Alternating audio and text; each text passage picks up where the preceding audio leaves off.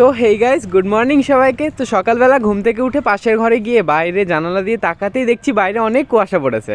আর আমি এত বেশি এক্সাইটেড ছিলাম কারণ এই উইন্টারের প্রথম কুয়াশা পড়েছে, তাই আমি ছাদেই চলে গেলাম গাইস। আর অনেক ঠান্ডা লাগছিল, আর দেখো কত সুন্দর কুয়াশা পড়িয়েছে। তো সেটা দেখে আমি নিচে চলে এলাম। নিচে এসে দেখলাম কিছু লোক বাড়িতে এসেছে আব্বুর ব্লাড স্যাম্পল কালেক্ট করার জন্য।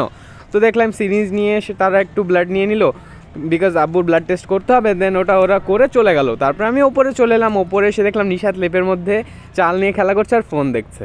তবে বাইরে এসে দেখলাম আম্মু তো খাবার বানিয়ে পুরো রেডি করে চলে গেছে নিচে।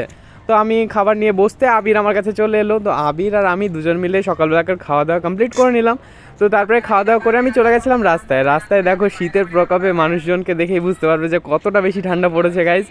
আর আমি অনেক বেশি এক্সাইটেড ছিলাম, আর অনেক খুশি লাগছিল, আমার শীত অনেক বেশি পছন্দ। দেন আমি বাড়ি চলে এলাম। বাড়িতে এসে আবির আর রাহিল এখানে মারামারি করতে লাগলো। তোমরা এরকমই ওদের মারামারি ভিডিও দেখার জন্য চ্যানেলটাকে সাবস্ক্রাইব করে দিও গাইজ।